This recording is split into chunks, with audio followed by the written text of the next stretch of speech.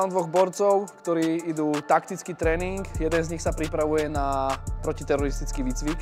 Je to náročné mentálne a fyzické zaťaženie, preto som vytvoril taký tréning, ktorý bude istým spôsobom približovať nejaký moment toho celého zaťaženia.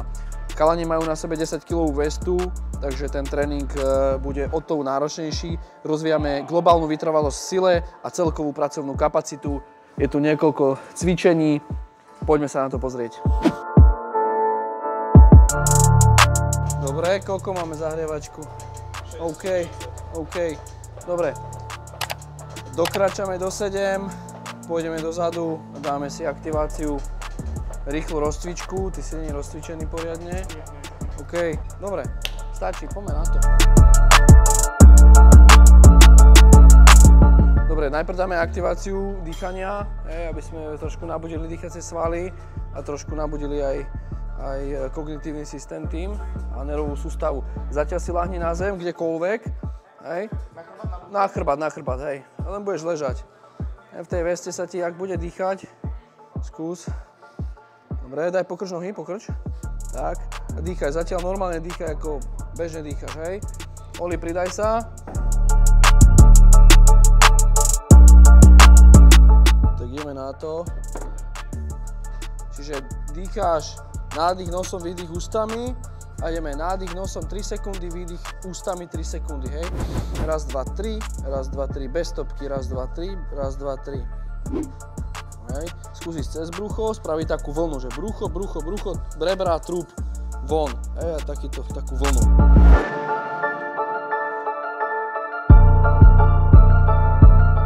Predýchaj, nádych, výdych v kľude a ideme sekunda, nádych, sekunda, výdych, sekunda, nádych, sekunda, výdych. Sekunda, nie dve.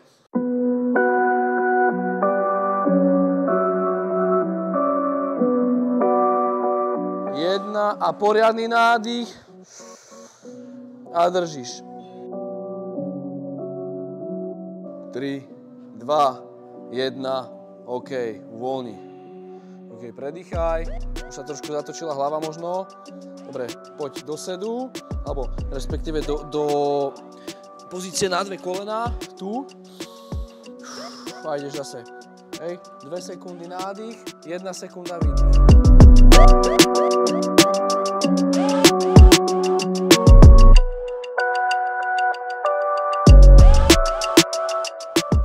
Dobre, jak sa cítite? Super. Trošku to nakoplo? Trošku sa hlava zatočila. Hej, ale budeš teraz trošku z toho naštartovaný. Keď robíš turecký vstík, tak vlastne pracuješ s kettlebellom, hej. Kettlebell vždycky, tá manipulácia by mala byť tu z boku, hej. Nemal by si ho pokladať tadeto, hej, ale tu si ho zoberieš, hop, ideš s ním sem, vytlačíš kettlebell pred seba a tvojou úlohou je postaviť sa s tým a tlačiť do jednej línie. Čiže tam je pohľad, tu máš dlaň na zemi, zatlačíš, prejdeš na lakeť, hej, hore, pozerám, hop, dlaň, panva hore, noha dozadu, stále tu, môže sa tu napraviť, predýcham si pozíciu, pum, hore, postavím, taká istá cesta na zem, uhol trošku, hej, kontrola, stále kontrola nad tým kettlebellom, sem, úplne si láhneš, až teraz je pres, hop a druhá strana, hej, prehodíš, hop.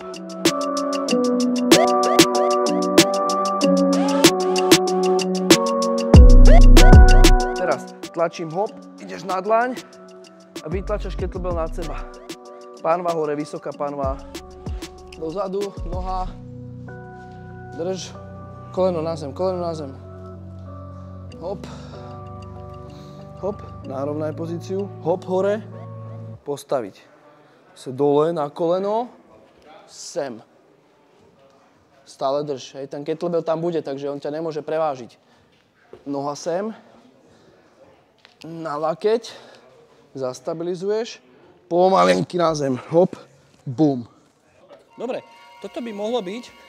Ďalší cvik, ktorý tam bude, je jednoručný kluk s rotáciou, alebo teda začínaš s dvoma, tu sa vyťahneš a vyrotuješ a pozrieš sa, hej.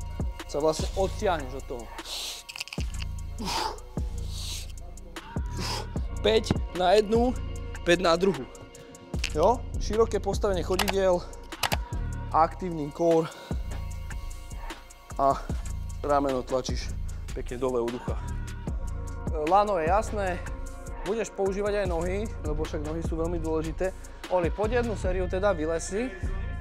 Hej, vieš, no, aby si pracoval cez toto, hej, cez tento úzol, že si spravíš boom. A čo sa týka saní, jedna bude tlaková, jedna bude ťahová. Hej, tá ťahová, vlastne tým začíname a tam ideš vlastne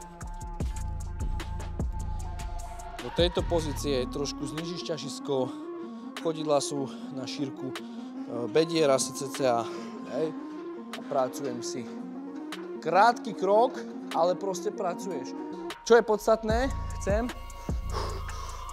aby si počas toho aktívne využíval dýchacie svaly, čiže cítil, že tie medzirebrové svaly fungujú. Znížené ťažisko a idem. Ono sa zdá, že tam není nič naložené, len ide o to, že ten koberec má inú hustotu ako bežné koberce a má vysoký odpor. Aj tie sane sú také trošičku iné, čiže on naozaj je to ťažké, ani to nemusí byť naložené. Záprem sa do toho a chcem dlhý krok cez špičku, hej, hop, hop, hop, hej, budeš tak kráčať, pekný dlhý krok. Tu úplne sa vystreš. Relatívne, keď už by si nevládal, vieš použiť, hej, buď tu, alebo tu, hej, nejaký zápasnícky, alebo wrestlingový, povedzme uchop, nemusíš, môžeš, je to na tebe. Ale hovorím, že jedno kolo bude s kettlebellmi dvoma a jedno kolo bude tu. OK, Oli začne, ty pôjdeš za ním a tak sa pripojíš do celého hada.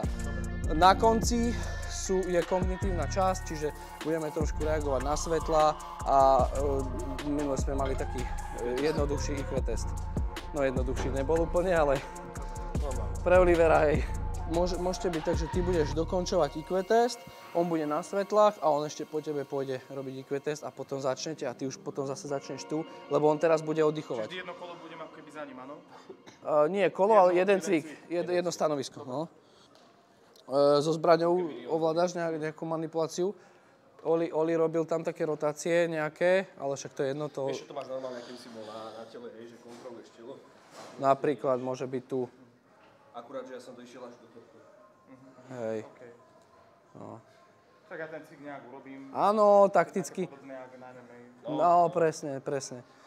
To je vlastne, to je druhé a to prvé je kickstand goblet squat. To znamená, že vlastne ty si spravíš asi takúto vzdialenosť od seba, bum, a idem, bum, 1, hej, krok, bum, 2, krok, 2, krok, taký, je to poklak, hej, není to úplný drep, aby vlastne tam ide ten taktický zámer, hej, ale však samozrejme z toho vieš aj robiť nejaký bojový, hej. Dobre, 10 sekúnd začiatok, 3, 2, 1.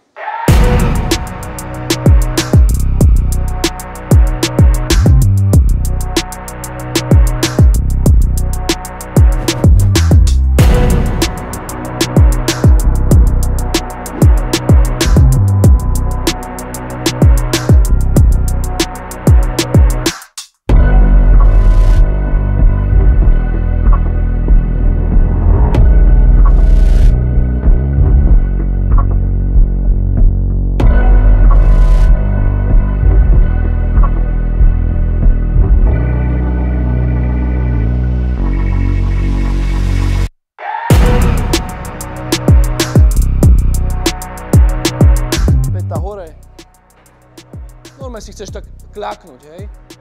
Bum. Tak držíš, to je ono. 5-5 na každú. Dáme ešte užšie postavenie, hej? Čiže skráť, tam funguj. Výborne. A to predné koleno ostro cez, tak. Výborne, Oli.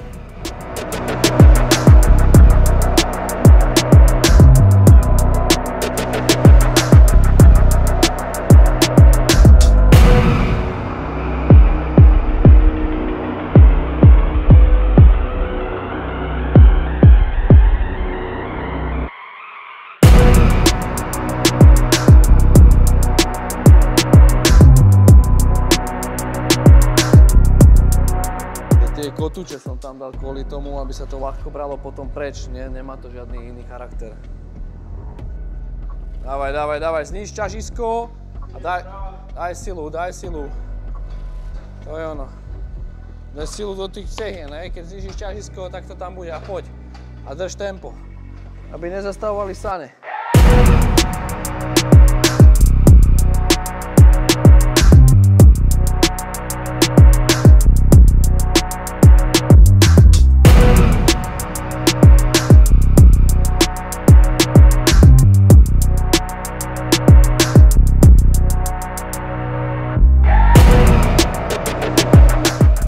Drepiky. 16. A tu. Neboj sa tie kolená pustiť ostro dopredu, hej? Tým vytváraš mobilitu a mobilita je vlastne sila v rozsahu, hej? Čiže aj ten kolenný klb nech má pekný rozsah. Tak, to ľavé chodidlo na zemi. Neboli nič, hej? Pohode. OK, dobre. 5-5.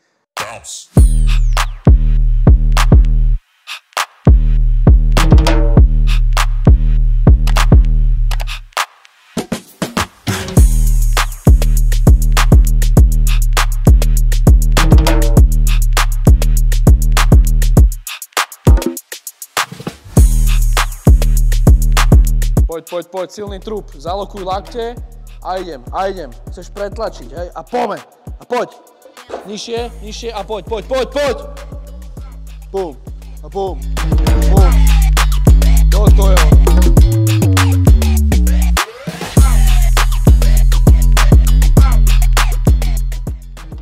Pozor, poď. Tak, a poď. A ideme. Tak. To ti bude možno šmýkať, máš spotené ruky. To je presne to, musíš bojovať. Tak, musíš bojovať. Poď. Let's go.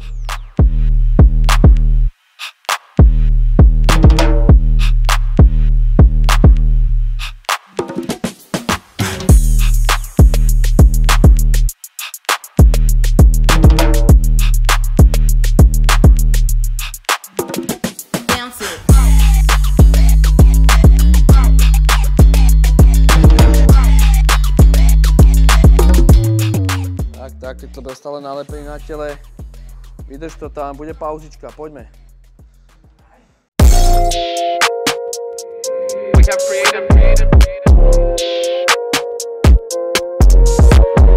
They try to take it, I'm getting it back. And if they hit me, they gotta get taxed. I'm making hit after hit after hit, and I promise you, boy, every one of them slap. Hop on a verse and I body it quick. They never work in this. Posledné kolo. Dobre, dal som ti dole tú 20, tak to máš úplne iba základ, hej. Dobre, máme posledné kolečko, alebo minimálne predposledné. Trošku sme znížili intenzitu tým, že sme jemne ubrali niektoré hmotnosti, respektíve nižší odpor. A keďže robíme globálnu vytrvalosť sile, sústavnú činnosť, tak to až tak nevadí. Dôležité je, aby sme vôbec odpracovali ten určitý počet kôl, alebo teda tú celú ten pracovný objem. Poďme!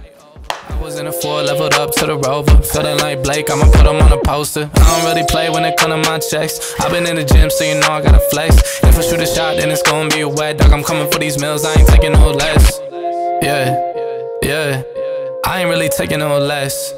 Now they tryna send me that. OK, akurát sme dokončili s chalanmi vytrvalostný tréning. Jednalo sa o globálnu vytrvalosť sile, alebo teda o celkovú absolútnu pracovnú kapacitu. To znamená, bolo tam niekoľko stanovíš náročných, ťažkých cvikov, ktoré vlastne simulujú nejaké určité z hľadiska zámerné sily, nejaké taktické, bojové, alebo nejaké, by som povedal, obranné situácie, alebo teda v nich využívané svaly a svalové zreťazenia. Ďalšia vec, ktorá je podstatná pri výbere cvičení, napríklad turecký vstyk, aj Turkish get up, alebo rôzne iné cvičenia, povedzme vo vzpore na dlaniach s tou rotáciou, tie kľuky. Pri týchto cvičeniach dochádza k tomu, že telo je v inej polohe, to znamená, že keď je na zemi a v stoji, je to veľký rozdiel a tá redistribúcia krvi, alebo teda ten prenos z horných, dolných končatín k srdcu, k perifériem a tak ďalej, je istým spôsobom limitovaný a to je takisto nejaká adaptácia, nejaký conditioning a nejaké to zlepšenie aj tejto funkcionality organizmu a takisto aj všetky pozície, ktoré sme robili. Vo všetkých pozíciách sme sa snažili posilňovať dýchacie svaly, čiže medzirebrové svaly a naučiť sa v tom ovládať a používať tie dýchacie svaly. Chalani majú na sebe 10-kilovú vestu, to znamená, že to dýchanie je naozaj obmedzené a veľmi náročné a môže dojsť k vyčerpaniu dýchacích svalov, čo sa rovná k obmedzeniu alebo teda k limitácii a oxygenácii. To znamená, že ten sval môže mať problém s okysličením a tým pádom klesá aj výkon, aj celková tá vytrvalosť. Potom takisto to môže pôsobiť na nejaké kognitívne, mentálne schopnosti a tak ďalej. OK, takže tréning máme hotový. Čo sme teda robili? Rozvíjali sme vytrvalosť, sile, aerobnú a anaerobnú kapacitu, celkovú pracovnú kapacitu a zvyšovanie tolerancie na zaťaženie, mentálna a psychická odolnosť, kognitívna schopnosť, reakčné schopnosti, to všetko v taktických podmienkach, alebo teda taktického zámeru. Chalani mali rôzne cvičenia, poďme si to všetko pozrieť. Takže ako prvé kráčali s osaňami reverzným spôsobom, čiže museli zapájať takisto svaly trupu, takisto dolné končatiny, je to veľmi brutálna pumpa. Ďalšie cvičenie bola farmárska chôdza, kde sme stredali 2 kettlebelly s veľkým slambolom, 40-kilovým, ktorý bol zápasický úchop. To bolo náročné, pretože chalani boli spotení, sa to šmíkalo, takže to bol ten stimul, ktorý sme potrebovali. Turecký vstík alebo Turkish get up, 5 drepov na každú nohu, takzvaný kickstang double squat, čiže ideš rozdelený drep v takom ako keby pokľaku.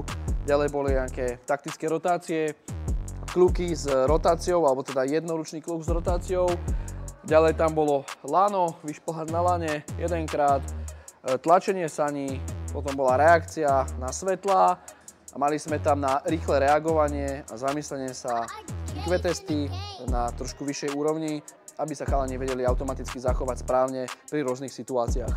Čo sa týka celkového zaťaženia, tak chalani išli 4 kola, alebo teda nastavili sme to na nejaký 30-40 minútový M-rep. Na začiatku to bol 40, ale dneska im 4 kola stačilo, lebo to bolo náročné. Jeden z borcov si dal nakoniec aj masku. Maska simulovala tú situáciu, v ktorej on sa bude nachádzať počas toho výcviku. Je tam nejaká časť aj v maske, takže musí byť zvyknutý vôbec mať tú masku na sebe, dýchať v tom, pracovať, nejaké zaťaženie proste vykonávať. Takže hlavne toto je tento zámer. Čo sa týka intervalu odpočinku, tak chalani neodpočívali skoro vôbec, akurát iba pri tej poslednej časti, kedy mali ten kognitívny test, alebo teda ten IQ test, išli do kolečka stále, po každom cvičení hneď na ďalšie stanovište, aby, ako som spomínal, bola tá pracovná kapacita, čo najväčší objem práce odrobený. Intenzita zaťaženia, tie hmotnosti tých jednotlivých cvičení, alebo teda možno kettlebellov a saní, neboli až tak veľmi vysoko, ale boli tak, aby spĺňali nejaké základné požiadavky.